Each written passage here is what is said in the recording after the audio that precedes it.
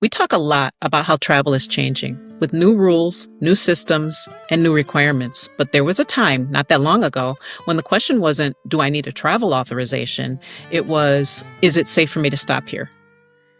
And as I've been thinking about how travel is evolving, I keep coming back to this conversation, a conversation with my family about what travel used to look like. Because before there were apps, before there were reviews, before there were curated experiences, there was something called the Green Book. Record companies gave me the maps and the itinerary and this thing. The Negro Motorist Green Book. Yeah, it lists all the places colored could stay down south.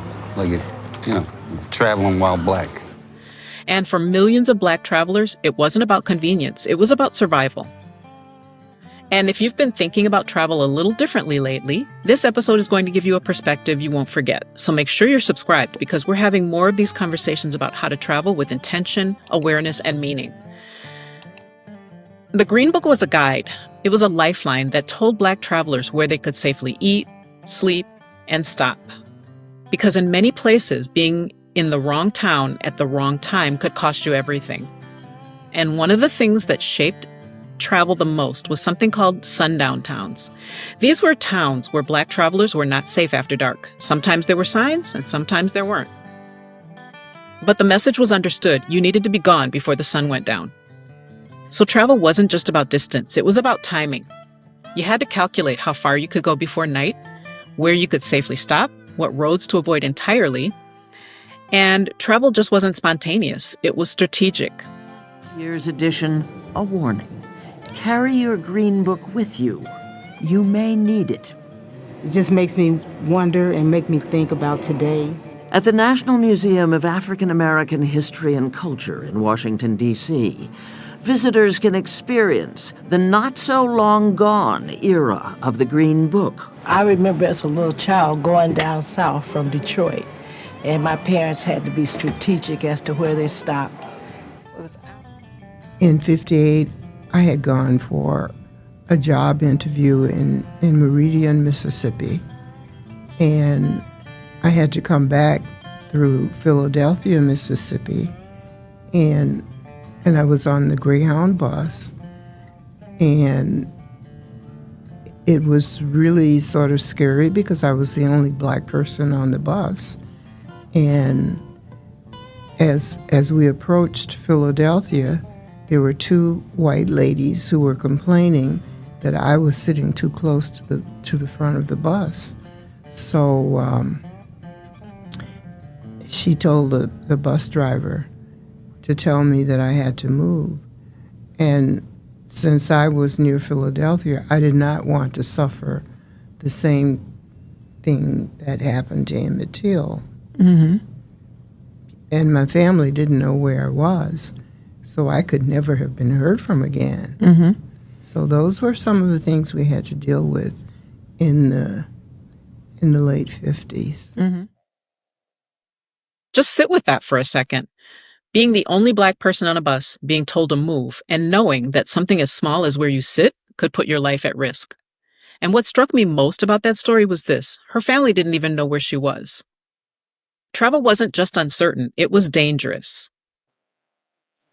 Story I think you're talking about, we lived in, we didn't live there, we were close to a little town called Ethel. Got it. And we would get somebody's car. It was like one cousin had a car. We would chip in 15 or 20 cents. He would buy gas, and we would all jump in the car and go to Kosciuszko go to a movie. Yeah. So on this particular day, we were coming back, and it was a patrolman, but apparently he was off duty, and he had one arm, and we started racing with him. Yeah. Why? Wow. It wasn't intention, but he just, he passed us, and he said, we'll pass him again, Mm-hmm. And we didn't know he was a cop. So our car, it was right after they had automatic transmission, and the car was geared such that going down the hill, he couldn't keep up with us because the gear, it wasn't fat, it wasn't strong enough to run him on a flat level, but going downhill, it still had some some power left. So going downhill, we ran off and left him, and he started shooting at us. Oh my. But he was, I think his left arm was off before his wrist, and apparently he was trying to shoot out the window. Well, how was he steering? And he couldn't shoot straight. That's a good thing you didn't have. You might not be here. Right. But Wow. I bring that up to just accent the point that my mom was talking about, right? Like, you don't realize what your parents or grandparents actually had to deal with. Like, And when you hear that, you realize something quickly. These weren't isolated moments. They were part of everyday life. Being followed, being threatened, even being shot at for something as simple as driving. And it changes the way you think about travel, because today we talk about inconvenience. Back then it was survival. All of these stories illustrate why it was important for Black travelers to really be careful in this, especially in the South, you know? Yes, because you could not just go to the hotel, the local hotel. So you had to have some other place that you could stay, or you better have your tent to pitch in the woods and sleep. but that couldn't have been any safer, having to go into the woods. Well, it depends. You wanted to make sure you didn't go into the woods where somebody had their whiskey still. Yeah. I hadn't even thought of that. Yep. Wow.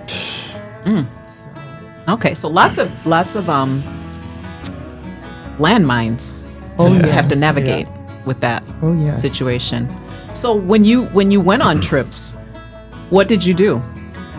Well, you had to make sure that you packed your lunch, and it depends on how far you were going, but you needed to have food to last you, because if you did get to a restaurant where they would serve you, you would have to go stand at the back door and wait. But most people just made sure that they had their own food, and you would have to plan ahead as to where you're going to stay. Most people would probably have family who lived someplace, so you would try to get to the place where your family lived, so you would have some place to sleep. And so slowly this changed over time. Do you think the Civil Rights Act of 1964, did you notice a difference at that point, or was it still in the South? Was it still the same? Things started to gradually change. Martin Luther King and all of the civil rights leaders had a lot to do with that. Because it used to be that even with entertainers, they weren't allowed to just go and